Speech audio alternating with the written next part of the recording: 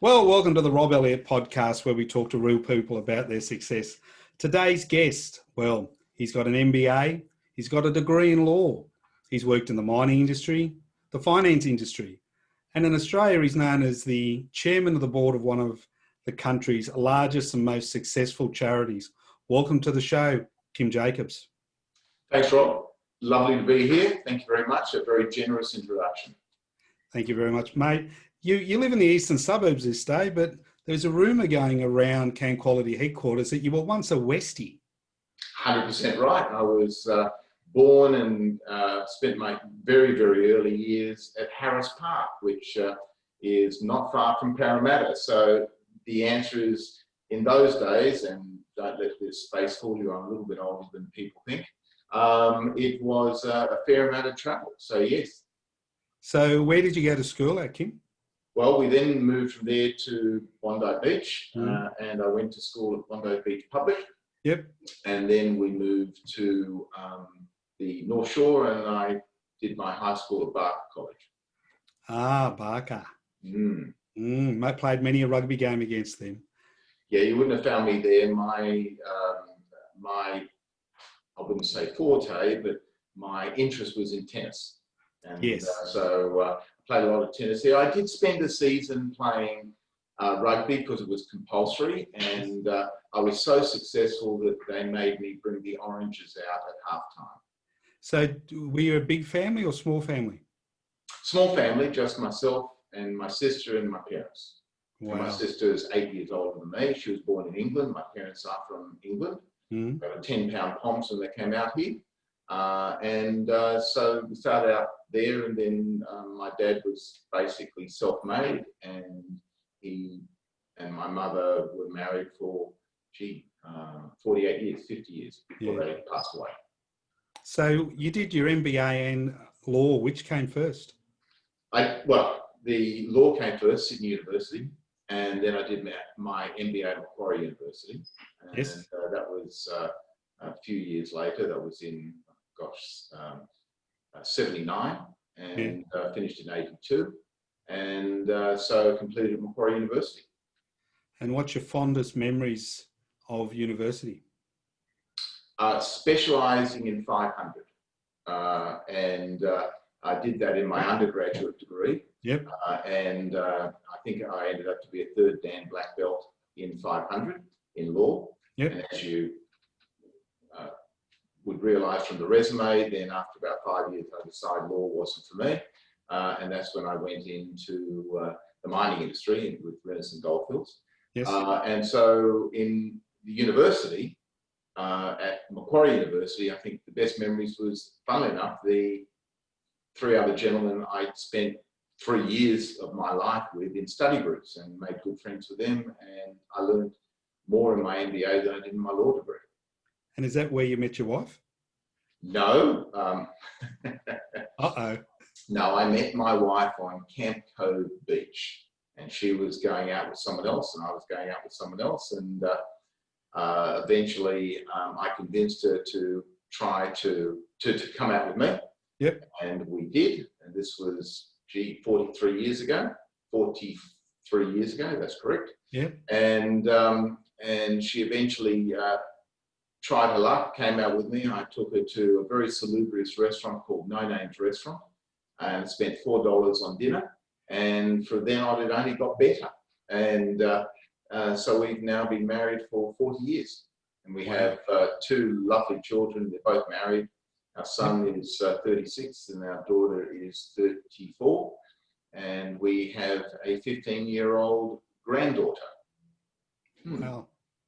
Did you always want to go into the mining? Was that an interest that was with you before, or was it more the job that was the catalyst to get into there? It was serendipitous. I had two offers, as it were. One was to go into Banque Nationale de Paris, investment was called merchant banking then. Yes. And the other one was to be corporate counsel for Renison Goldfields. And I didn't know enough about merchant banking at that stage, and I hadn't finished my MBA, so I took the route of the corporate counsel at Renison Goldfields. Yep. And I thoroughly enjoyed it. It was a large company, had 2,000 employees throughout Australia. and did work in the tin industry, in the gold industry, coal and copper. And it was a 50% owned subsidiary of the Anglo-American group. So learned a lot there, and it was very exciting in those days. What do you think would be your best memory when it came to business in that first job in mining that you learned? To listen. It was very interesting. I tend to learn by trying to get both feet in my mouth at the same time, which is a feat that a lot of people aren't able to do, but I managed to do that. And there was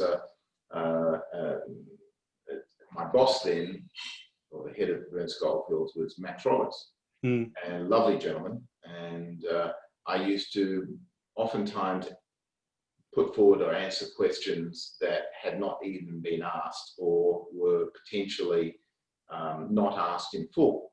Yeah. And he suggested to me that, he said, look, you're very good at what you do, but it would be good if you just sat and listened for a while and then came up with the answer, because then you will spend most of your time being correct, as opposed to 50% of your time being correct and the other 50% of the time people looking at you like you're some sort of alien.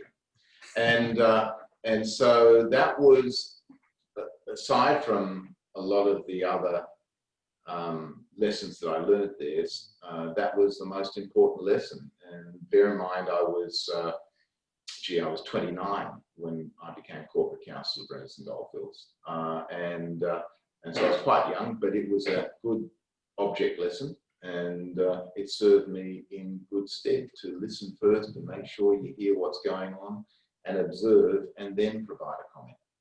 Is that where you got your taste and your interest in finance? No. Again, serendipity. Yeah. I spent 3 years with Renison Goldfields, and we had a young son at that stage, just been born, and the salary there was quite low, and the other issue was that a lot of the good people were leaving, and there was a lot of deadwood there, and making a difference was an issue. I had a lot to do with the Aboriginal community at that stage. I was participated in the construction of the Aboriginal Land Rights Act, and it was very interesting learning, but the salary was low, yes, I say. And every time that I learned a lot about HR there, which was interesting, because every time I wanted to qualify for an increase in level, etc., the rules got changed. And so eventually I thought, this is probably not going to work that well, although it was an excellent job and I thoroughly enjoyed it. And that's when I went to the Canadian Imperial Bank of Commerce. I changed there to go into investment banking. And I assume that was a lot of fun. Was that during one of the crashes when you're doing investment? Yeah, well, funny you should mention that. It was just before. It was 84. I finished with Renison Goldfields in 85. So it was 85 and 86. And then from there, I went to work for a company called First Toronto, which I was their head of their investment banking division, and that was a Canadian listed mining company. And 87 was the crash. Yes. And that was the 2 years that we lived through that era, which was quite nightmarish. It was. I was actually working in the Commonwealth Bank's domestic money market. Oh, right. So young fella. And I remember them locking the building down and locking the trading floors down, and I had no idea what was going on. I was just upstairs in the office trading commercial bills, and it all was going south. Pear-shaped. And then the States fell over that afternoon, and it was quite scary for someone who was just looking and being part of it, but not being part of it. Well, we were, at the day of the crash, we had done a lot of work securing funds for the two entrepreneurs that we were working for. And the day of the crash, they had $80 million in the bank. Ouch. And we suggested to them at that stage they should take a holiday. As you recall, interest rates were about 12%, 13%. Yep. They didn't, and they managed to spend the 80 million, another 40 million within about 12 months. It was an interesting lesson in potentially what not to do. And potentially what not to do. So you moved into your own business as well. Yeah, in 1988, I started Intech Limited, which was a corporate strategic and financial advisory house with my business partner. And we ran that for 30 years. And what was the core business of that? We focused on medium and smaller corporates. Basically, that was arranged for about 5 to 10 million in market capitalization or the equivalent to up to about 750 to $1 billion. Around about 750 to $1 billion was the largest corporate that we would deal with. And we specialized in corporate strategic and financial engineering. So everything from mergers, acquisitions, capital raisings, all that type of good stuff. We're involved in about $4.5 billion worth of transactions over that 30 years. Everything from medical device companies, bringing American medical device companies to Australia and listing them, to working for 5 years in Siberia and Alaska, on and off, working for Russian companies over there.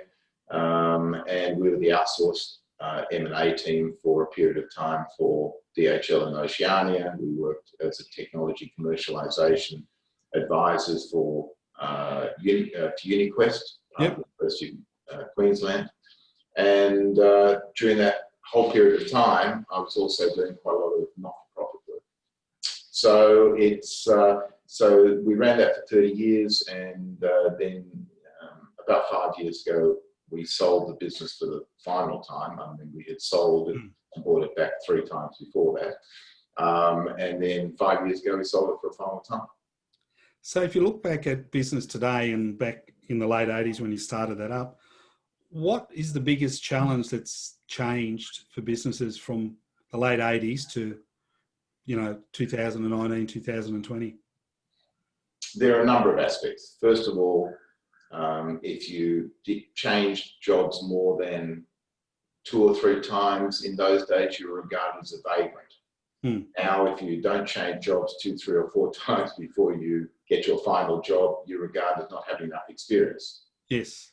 That's the first thing. The second thing is there was much more loyalty to your employer at that stage than there is now. I don't think there's as much loyalty to the employer generally than there was.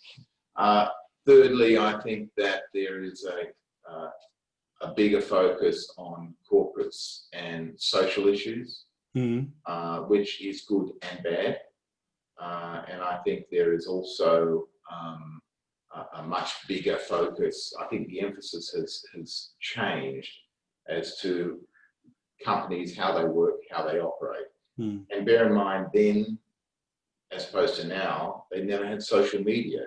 So consequently, it took a while to get from, let's say, Moscow to the Far East Siberia as to what happened in like 2 or 3 years. Now it's 2 or 3 nanoseconds because of social media and communication, again, which has its good points and it has its bad points. And I think the other thing that is different between then and now is, until this pandemic hit, is that people under the age of about 40, possibly 45, had never experienced a downturn in the marketplace. Yeah, I don't think you're far out there. So consequently, without that experience, or people of that era, everything went up. Property prices went up, salaries went up, equity markets went up. It was easy to make a buck.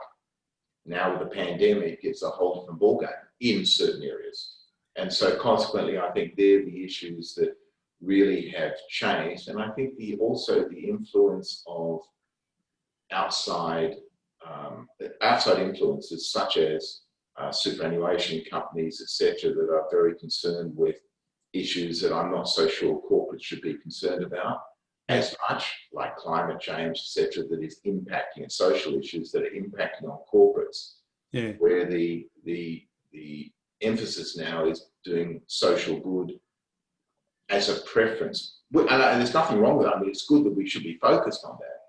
And it's a much better, in certain respects, much better working environment.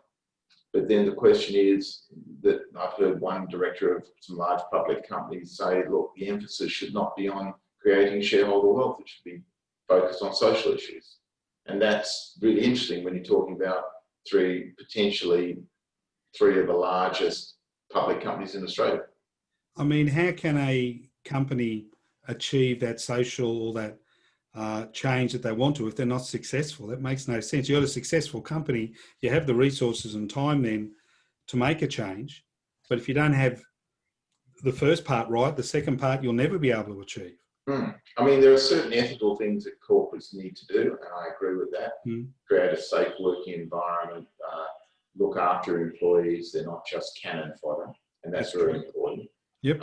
And create wealth. And with that wealth, then it's up to the individual as to how they spend their time and their money in relation to charitable work, not-for-profit work, or their family, or whatever they want to do. I think that companies that are very much focused on the social outcomes as opposed to profits, I think there's going to be a telling in due course. So how did someone with a law degree, MBA, Barker College, a pretty normal, quiet life, end up owning a social media company? I mean, owning a social media company. Well, you've got your the one where you do the analytics of. I didn't. I don't own it. No, I helped found it. The main founder was a gentleman by the name of Jonathan Baruch. It's called Local Measure. Yeah. And I didn't know where that question was going, but it's. But now I found the end result. I can figure out which rabbit hole we were going down. But I knew Jonathan, interesting enough, because as you know, I was president of the Australian Chamber of Commerce for 14 years. I was on the board for about 25. And I actually brought Jonathan on as the head of our Young Business Forum, and that's where I first met him. And he's a young entrepreneur, and he's very successful. And he started a company called Fast Flowers, and 14 years later, he had 400,000 clients and sold it. He started when he was 17, 10 years later, sold it to another group. And then he approached me and said he had another idea, which was Local Measure, which was customer experience, customer satisfaction company. And he said to me, you know, can you help me commercialize it? It was an idea, 3 pieces of paper. And I took it to a group, and we raised $6 million, 3 in equity and 3 in debt. And we launched the company.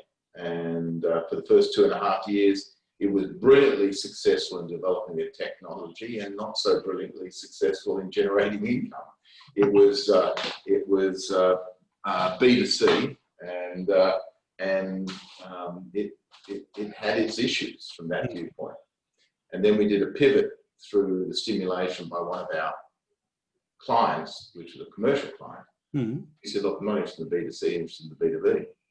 And we pivoted B2B, and we then ended up, we now have 40 employees. We've got 5 offices throughout the world. And we now have clients that are Accor and Disney World, etc. And our partners include Cisco, Amazon, Salesforce, etc. So it's a very successful company now.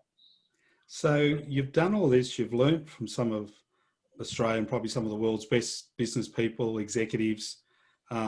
You've made some amazing choices, and then you end up being involved with one of Australia's best known charities that looks after children with cancer in a tough world where there's so many charities out there. But the charity that you're on the board of, which is Camp Quality, when others fall by the wayside or others aren't as successful behind the scenes, they've got a high profile, but it doesn't equate to longevity. Camp Qualities have been around a long time. You've got a board that most companies in this country would absolutely do anything to have the caliber that you have. How did that come about with you being involved with Camp Quality? And how have you ensured that this charity that gets very little government funding delivers year on year when others don't seem to be able to be successful as this one has? Well, that's a couple of questions there. How I got involved is interesting because at the end of when I decided to step down from being president of the Australian Israel Chamber of Commerce, I was very lucky about 3 years ago to get an Order of Australia for a number of the stuff that I did. About 6 years ago, I've been chairman now of Camp Quality for about 6 years. And when I stepped down from there, I got headhunted, funny enough, for Camp Quality, which is the only thing I've ever been headhunted for in my life, I think. Not quite sure. And the gentleman who was a good friend of mine said, now that you're stepping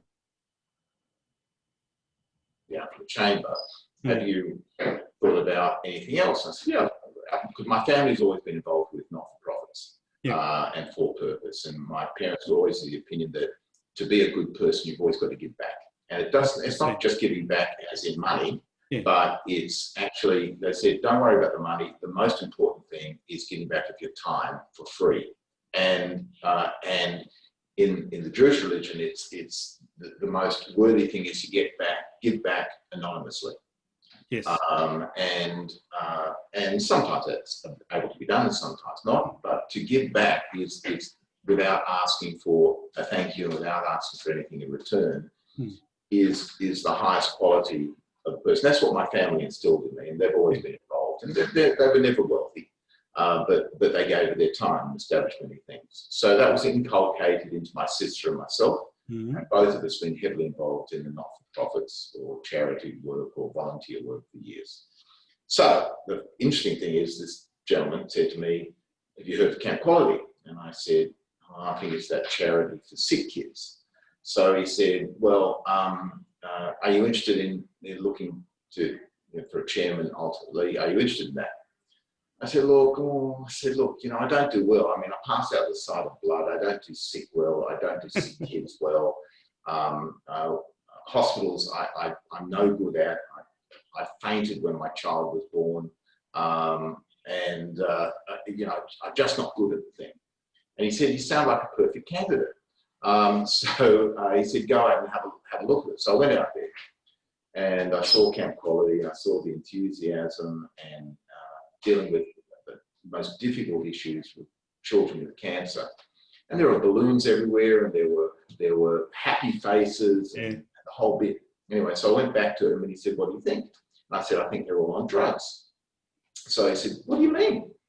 I said, they're happy. They're optimistic, resilient. There's not a sour face in the whole organisation. So he said, what do you think? I said, I'm in.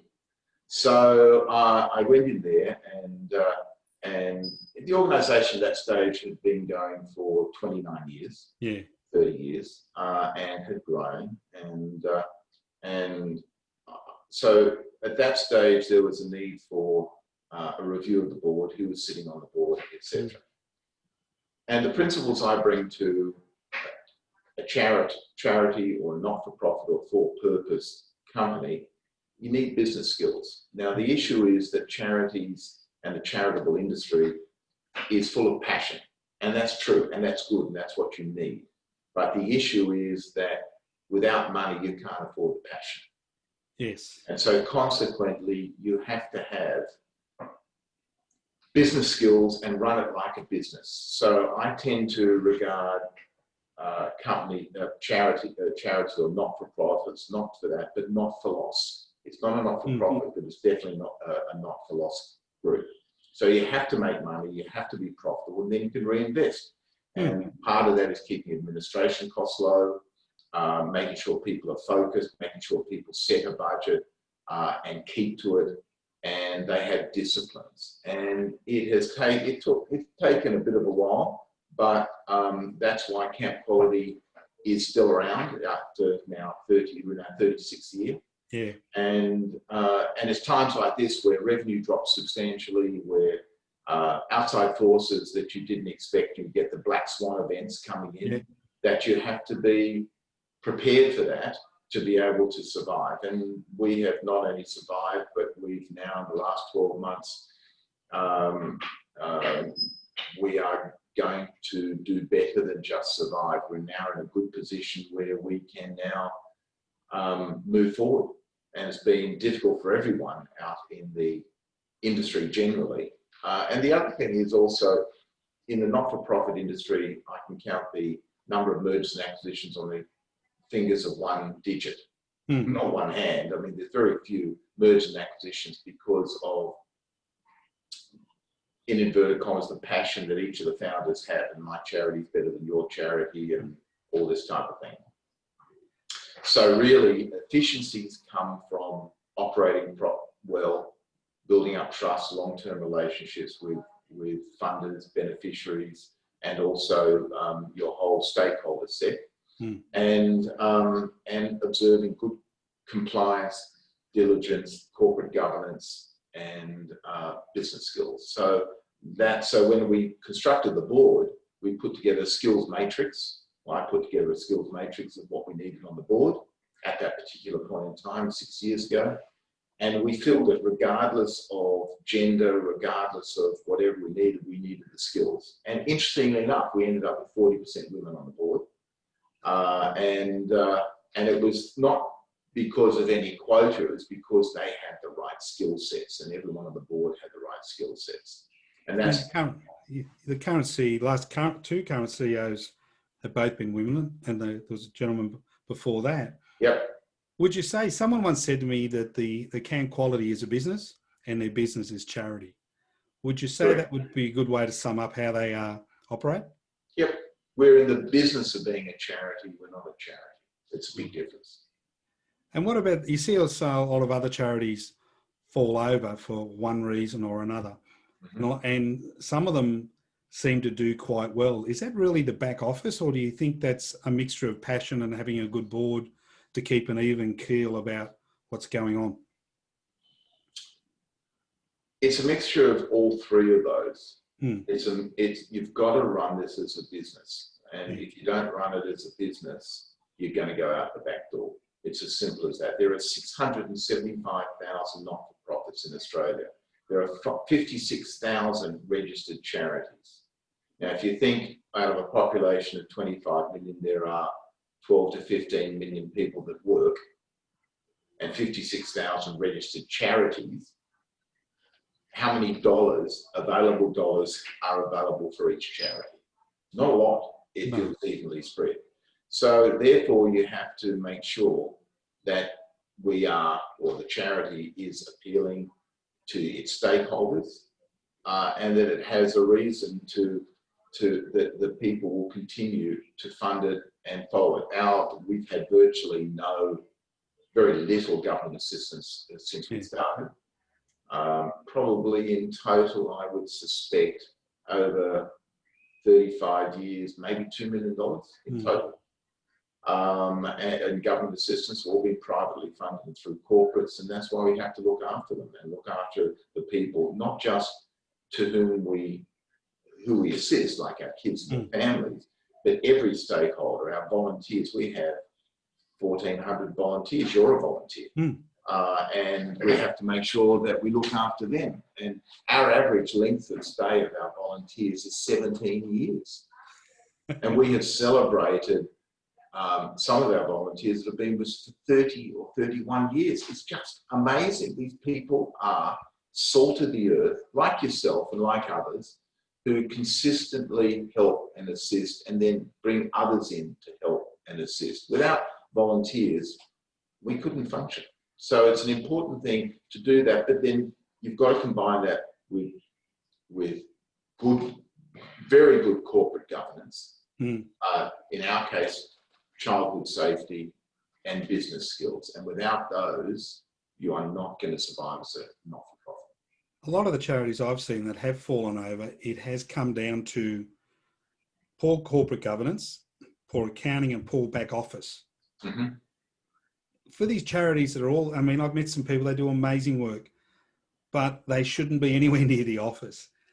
Is there a better solution around that can help these charities do what they're passionate about and leave that type of stuff to other people, or to behind the scenes that can make sure that their wheels keep turning, they meet all their rules and regulations, and they're run, because admin costs is what a lot of charities are judged.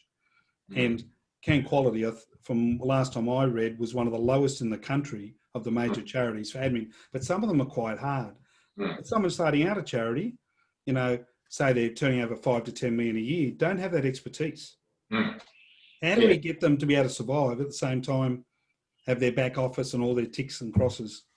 Well, it's interesting because not just at not-for-profits, you find the same thing in startups and founders and entrepreneurs. They all they want to do is invent things, etc.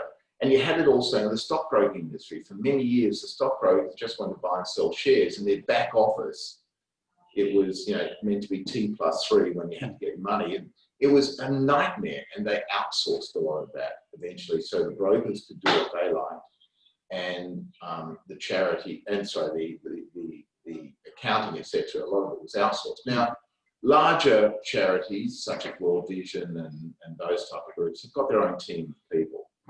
85% of charities in Australia turn over less than $10 million.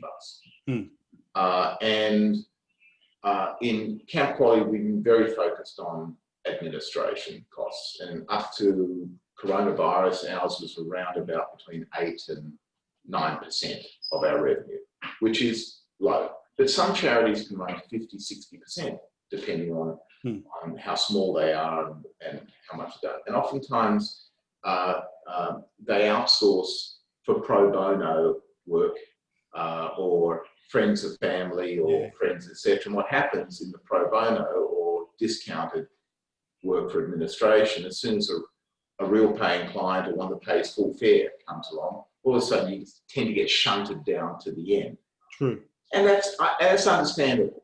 Yeah. So worldwide, there's a trend at the moment to outsource administration and compliance. And in fact, a very short while ago, I formed with a partner and a team, outsourced, it's called CARES, CARES, for outsourced administration and compliance for medium and smaller for-purpose groups. Yep. Specifically for the for-purpose industry. Yeah. And we believe that we do it for a fixed fee, and it's payroll, BAS, compliance, all the things that, as you quite rightly said, the founder and CEO of a charity not only doesn't like doing, but sometimes haven't got the time, and then it gets out of hand, etc. And you've got an year-end rush, or for example, you've got multi-state compliances, etc., etc. So we outsource that for a fixed fee, and we believe we can save anywhere between $50,000 and $100,000 for a charity, which means we can get their administration and compliance costs right down low and allow the person, say you were the CEO or the head of the charity, to focus on what you love doing best and what you're good at, raising the money and giving it to your beneficiaries. Well, that could be the difference between them closing and staying. Absolutely, especially for a fixed fee. And so it's been something that I've recognised over many years. And so, needless to say, I said to my wife 5 years ago, I'm retiring sold our business for retiring, and she said it isn't going to last, and she was right. So consequently, we started this just a short while ago, and it has been very well received. Now, a lot of people who listen to this would not realise that outside of corporate and outside of being on the board, you are one of the funniest buggers going around when you get you by yourself and in a group of people. And you've always said to me, Rob, you've got to enjoy life. You've got to have fun. Yep. How important is it, do you think, for a lot of executives who have forgotten the art of having fun with their employees or having fun outside? I mean, I know you're a huge bonsai fan, and while I know that's not loud and everything, it takes an immense amount of concentration and enjoyment from the people who I've asked about it.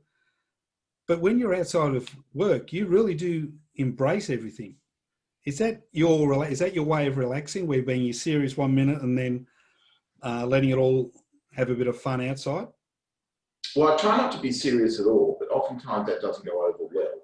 Okay, I have a sense of humour that my children try and avoid. And the lovely thing I love about my wife is she has a unique memory loss when it comes to my jokes and humour. So consequently, she laughs all the time, which is great. Yeah. And it's because I'm lazy, Bob, because it only takes 16 muscles to smile, but it takes 43 to frown. How true. So I think the issue, I do a lot of mentoring, a lot of strategy work. And the issue I said to people all the time is you have to have some, you've got two islands of sanity. You've got your work and you've got your home. And if both islands are working well, you're fine. But if one island is out of kilter, as long as you have an island of sanity back here that you can go back and have sanity there, then you can cope. When both islands are out of whack, that's when people become depressed, suicidal, etc. For example, this lockdown and coronavirus, etc., is an issue that is creating both islands of insanity and not islands of sanity. So I think humour is very, very important. And I think in certain respects, we're starting to take ourselves way too seriously without being able to look at the lighter side and the brighter side. And everything today is so politically correct. People are scared of laughing. Yes. And I think that, I'm not saying you shouldn't be politically correct, and there is a limit, but I think that people have to be able to smile, to laugh, to look at life and say, gee, that's a lot of fun. I mean, when I do my bonsai, the great thing is that my trees don't talk back at me, so I'm able to share and chat with them, and to be able to smile. Like when we go on escapade for Camp Quality, we can have a laugh and no one takes offence. No. You know, we don't go out of our way to be nasty, etc., but we just enjoy ourselves and laugh, and the shields come down. And when you've had a good laugh, the adrenaline and the what do they call it? The body responds to it very well, and you get a sense of euphoria. And I think that's very important, to have a sense of humour, to be able to laugh at ourselves, and to be laugh with others, not at others, but laugh with others, and you feel better for it. And I think that's the issue that we have in our society today, is that people have lost the ability to laugh at a situation and with other people. I think it's very important to have that sense of humour, and to know that with that, you're able to put things in balance. And I think that's where the issues lie. I think the best executives or managers I've worked with have been the ones that were the most relaxed, focused, and enjoyed a good laugh. The ones that were too much the other way, while they may have thought they were very good, they really weren't. And they didn't inspire anybody to anything. I mean, there's not many people I know out there who could be the chairman of the board and still go and cause total havoc on their own charity's largest fundraiser. Yes. In the old days, they just would never have been seen. But I know that by watching you when you're out causing havoc amongst other people raising money for your charity, the smile you put on their face just by being there and acknowledging them, let alone playing practical jokes and telling very bad jokes around the dinner table, is immense, and it is worth gold. If you look back at yourself now, what would you tell a 20-year-old Kim? What would you tell a 20-year-old Kim Jacobs? Gosh, what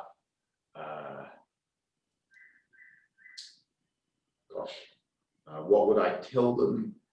I'd tell them that they have to have a sense of humour and look at things in a balanced way. Yeah. I think they've also got to take things seriously, but not so seriously that they can't see the funny side of life. Yeah. And I think also that family is everything. And I think it's important that they look at it. I went through a period of time where I was traveling for 6 months of the year when I was in, I call it my cold phase in Siberia and Alaska. And I was away for 4 weeks at a time. And it was the days when I had to carry a briefcase like with a satellite phone in it, etc., etc. And I missed birthdays and I missed lots of things. And I'll never forget, I came back 1 year from Siberia and there was a photo of me nailed to the back of the door at our home. Uh-oh. And I walked in, I said to my wife, I said, "Hi, I'm home." She said, "Hi, hi." I said, "There's a picture of me nailed to the back of the door here. Why is that?" She said, "Oh, I said to the kids that if they see this man turn up at the door, let him in, it's your father." So at that point, and my wife has always been able to ground me on those things. And I think it's important when you get that to sit up and listen. And I did, and then I restricted. I never went away for anything longer than 10 days, maximum 14 days. And the other lesson I learned when I was in Stanford, and I didn't go to Stanford, but I had to go there for business. Yep. And it was the days when, emails were coming. I was averaging about 150 emails a day, which 50 were rubbish, but still dealing. And I said to the guy, "Look, I get up in the morning at 6 o'clock, I look at my emails, then, have a quick breakfast, rush to work, do the work, come back, have rush dinner, go into the study and do my emails again at 11 o'clock, and I go to sleep and I get up and I feel like the wheel's turning, but the hamster's dead."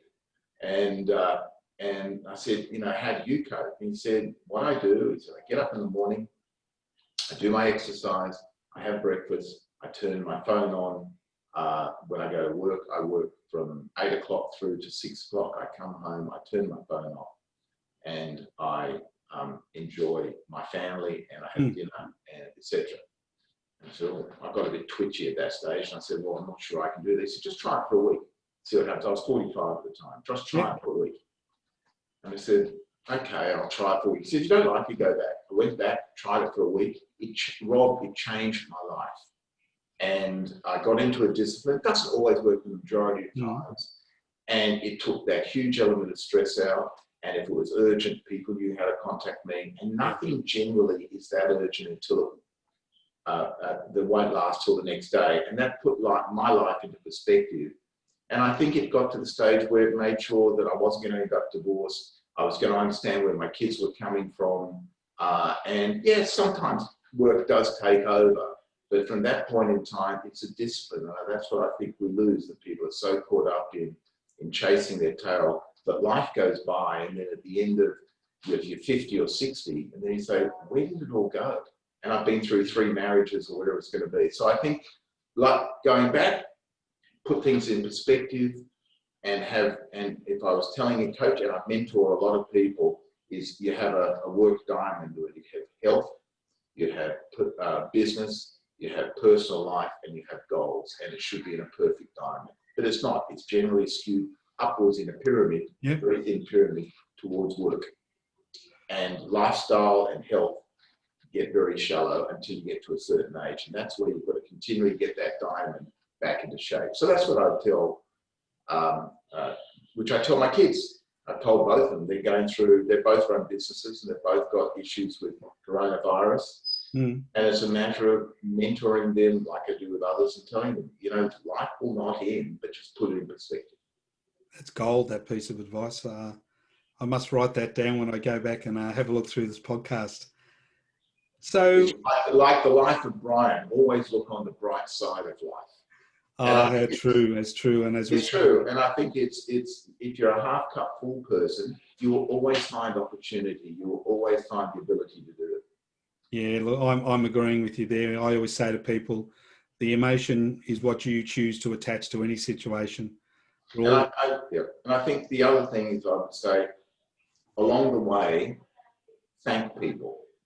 Yes. Have that gratitude. Yes. To thank people on the way. It never hurts to say please, and it never hurts to say thank you. And those 2 couple of words will put you in good stead for the rest of your life. And one of the questions, this is one of the only questions I ask everyone that appears on our show. Here we go.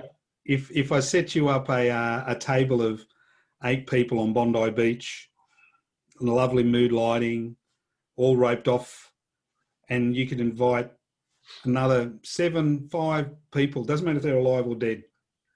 Who would you have at the table, and why would you have them? Yeah, well, yes, okay. The first one I would have to have is my wife, because if I didn't invite her, she would murder me, okay? So especially with the other people in the crowd. I would probably ask God to be there just to verify that he or she exists, and ask them the eternal question, why, right? I'd probably have, I think I would have Muhammad, I'd have Jesus. Would you sit them together or at opposite ends of the table? No. I have them all around a very small table, just for fun, to see what happens.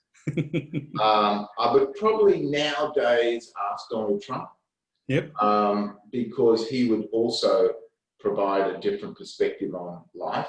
Yes. And I think that I would also ask, I would ask a couple of young people.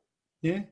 I'd love probably my son and my daughter, who would come along and provide a different view, because I think that as I grow older, I learn more from young people than I do from older people.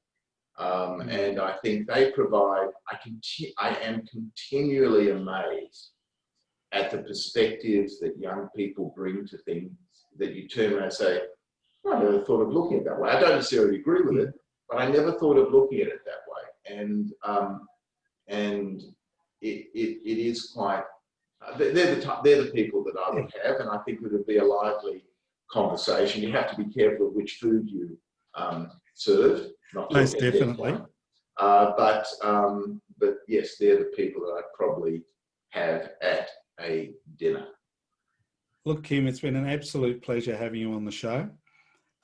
Business is business, and the work you do and on all your board over at Cam Quality, I don't think a lot of people would realise the difference you make in people's lives, especially sometimes at their lowest point. You actually do put a smile on their face. And Cam Quality's mantra of laughter is the best medicine is something that I completely agree.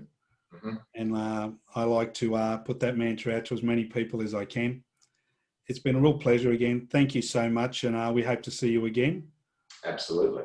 That's and as my I pleasure. say, Rob, thank you for doing these podcasts. They're very good. And thank you also for your contribution to Camp Quality. I know the volunteering you do, and with Kermit and your friends. So it's invaluable, and I thank every volunteer out there, because as I said, the most important thing is being giving of your time with the goodness of your heart, and having fun on the way. It's really important.